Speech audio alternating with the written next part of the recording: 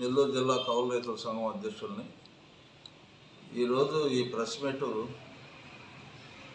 జిల్లాలో రైతాంగం పడ్డే అవస్థలు, యూరియా కొరతతో క్యూలో అంగళకాడ నిలబడి తీసుకోలేక మళ్ళీ వెళ్ళిపోతుండు. ఒక కట్ట 2 కట్టలు కూడా ఒక కట్టే 2 కట్టలే ఇస్తున్నారు. ఇదంతా కేంద్ర రాష్ట్ర ప్రభుత్వాలు దుర్మార్గమైన చర్య. ఎందుకంటే అన్ని రాష్ట్రాల్లో, ఈశాన్య రాష్ట్రాల్లో వచ్చేందుకే విపరీతంగా యూరియా కొరత లేకుండా జరిగిపోతుంది. దక్షిణ రాష్ట్రాల్లో వచ్చేతలకే కర్ణాటకలో ఒక్కటే 3 రాష్ట్రాల్లో కూడా ఇబ్బందికరంగానే ఉన్నది. ఎందుకనంటే కేంద్ర ప్రభుత్వం వ్యవసాయాన్ని నిర్వీర్యం చేసే పరిస్థితుల్లో 115 కిలోల ఎకరా వంతున లెక్కగట్టి మన ఆంధ్రప్రదేశ్కి ఇస్తుంది. ఆ ఆంధ్రప్రదేశ్లో కూడా ఎక్కడికి పోవాల్సిందో అక్కడికి కొన్ని ఏరియాలకు వాళ్ళకి కావాల్సిన వాళ్ళకి పంపిస్తున్నారు.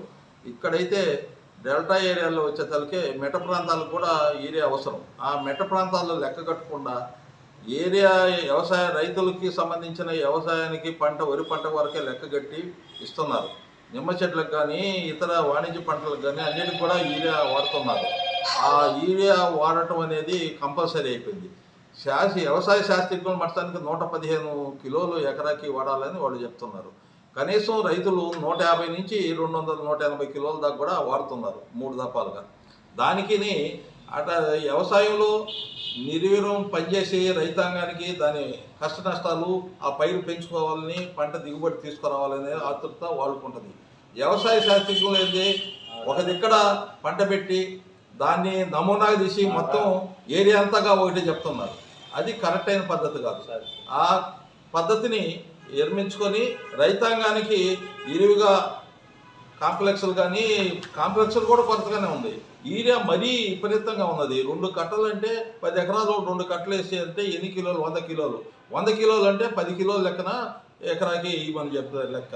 10 కిలోలు వేస్తే నువ్వులు చల్లుకుంటారు. మనకి నువ్వులు దిక్కి చేసేటప్పుడు ఆ నువ్వులు కూడా 2 కిలోలు 3 కిలోలు జరుపుకుంటారు. ఆ రకంగా ఏమని చెప్పి శాస్త్రజ్ఞులు చెప్తున్నారు. దానికి ఇది మేము కౌలు రైతుల సంఘం దగ్గర ఖండిస్తున్నాం.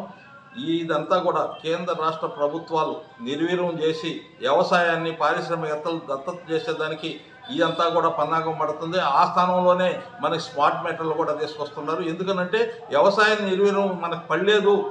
ఇప్పుడు ఒక సామెత చెప్తాను మీకు. మనకి బిఎస్ఎన్ఎల్ సెల్ ఫోన్ టవర్లు ఉన్నాయి. మన ప్రభుత్వం నుంచే అన్ని కంపెనీలకి అన్ని వాళ్ళకి ఇస్తున్నాం. కానీ మన బిఎస్ఎన్ఎల్ పనిచేయదు. 10 కంపెనీలైనా పనిచేస్తుంది. ఎందుకని చేస్తుంది? దీన్ని నిర్వీర్యం చేసి వినియోగదారులకి వద్దు, ఈ బిఎస్ఎన్ఎల్ పనిచేయడం లేదు, అవతల పోదాం అన్నట్టుగా తయారు చేస్తుంది. అదే రకంగా ఈ కేంద్ర ప్రభుత్వం కూడా మన వ్యవసాయాన్ని నిర్వీర్యం చేసి ఈ స్మార్ట్ మీటర్లు పెట్టి చట్టాలు తీసుకొచ్చి రకరకాలుగా అన్నీ కూడా పారిశ్రామికవేత్తలకి భూమిని కూడా దారాదత్తం అన్నీ ప్రైవేట్ పరం చేసినట్టుగా ఆ రకంగా చేసే ప్రయత్నం చేస్తుంది. దాన్ని మేము ఖచ్చితంగా వ్యతిరేకిస్తున్నాం.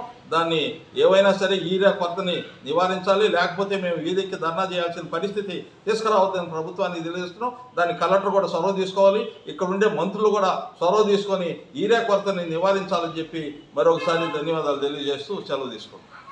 ఓకే.